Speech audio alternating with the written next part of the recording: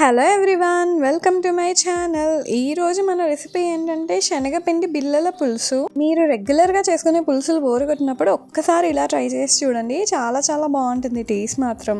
ఇది మా అత్తయ్య వాళ్ళు ఊర్లో ఉన్నప్పుడు వెజిటబుల్స్ ఎక్కువగా దొరకని సీజన్లో ఎక్కువగా చేసుకునే వాళ్ళంట. మనకు కూడా సడన్గా వెజిటబుల్స్ ఎప్పుడైనా అవైలబుల్ లేనప్పుడు ఇలా ట్రై చేసి చూడండి. చాలా చాలా బాగుంటుంది. మా ఇంట్లో మాత్రం నాన్ వెజ్ ఉన్న రోజు కూడా ఇది ఉంటే దీన్నే ఎక్కువగా ఇష్టపడతారు. సో ఇప్పుడు ఈ పులుసు ఎలా తయారు చేయాలో చూద్దాము. దీనికోసం నేను ఒక బౌల్లో ఒక కప్పు శనగపిండిని తీసుకున్నాను. అందులోకి ఒక 2 టేబుల్ స్పూన్ల బియ్యపిండి, 2 టీ స్పూన్ల కారం, అలానే 1 టీ స్పూన్ ఉప్పు, 1 టీ స్పూన్ ధనియాల పొడి, అలానే 1 టీ స్పూన్ అల్లం వెల్లుల్లి పేస్ట్, కొంచెం పసుపు వేసి దాన్ని బాగా కలపాలి. ఉప్పు కారం అన్ని పిండిలో బాగా మిక్స్ అయిన తర్వాత మనం వాటర్ యాడ్ చేసుకుంటూ దాన్ని కలుపుకోవాలి. కన్సిస్టెన్సీ అనేది మనకు కొంచెం బజ్జీల పిండిలాగా ఉంటే సరిపోతుంది. చూడండి, ఇలా ఉండాలి. తర్వాత ఒక పెద్ద నిమ్మకాయ సైజ్ అంత చింతపండుని మనం నానబెట్టి పెట్టుకోవాలి. తర్వాత ఒక ప్యాన్ మీద నేనైతే ఒక నాన్ స్టిక్ ఓల్డ్ ప్యాన్ తీసుకున్నాను. దాని మీద ఆయిల్ వేసి మనం మిక్స్ చేసుకున్న మిక్చర్ని వేసి ఫాస్ట్గా స్ప్రెడ్ చేసుకోవాలి. కొంచెం లేట్ అయినా అది అస్సలు స్ప్రెడ్ అవ్వదు. అందుకని మనం మంచిగా ఫాస్ట్గా స్ప్రెడ్ చేసుకొని ఒక సైడ్ మంచిగా కాలిన తర్వాత అపోజిట్ సైడ్ కూడా టర్న్ చేసేసి మంచిగా కాల్చుకోవాలి. తర్వాత దీన్ని ఒక ప్లేట్లోకి షిఫ్ట్ చేసుకొని కొంచెం చల్లగా అయిన తర్వాత అన్ని డైమండ్ షేప్లో పీసెస్ లాగా కట్ చేసి పెట్టుకోవాలి.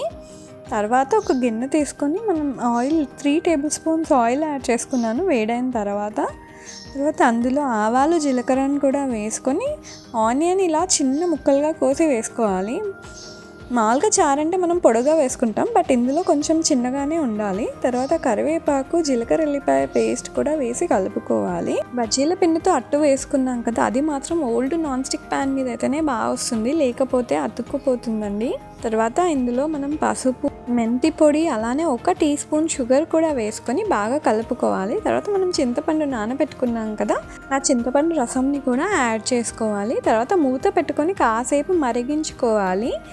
చారు బాగా మరుగుతున్నప్పుడు అందులో ఒక 2 టేబుల్ స్పూన్ల కారం, అలానే 1 టేబుల్ స్పూన్ ఉప్పు అండ్ మనం అట్టు వేసుకోగా మిగిలిన కొంచెం పిండి ఉంటుంది కదా, దాంట్లో మనం కొంచెం వాటర్ యాడ్ చేసుకొని ఆ వాటర్ని కూడా ఇందులో యాడ్ చేసుకోవాలి.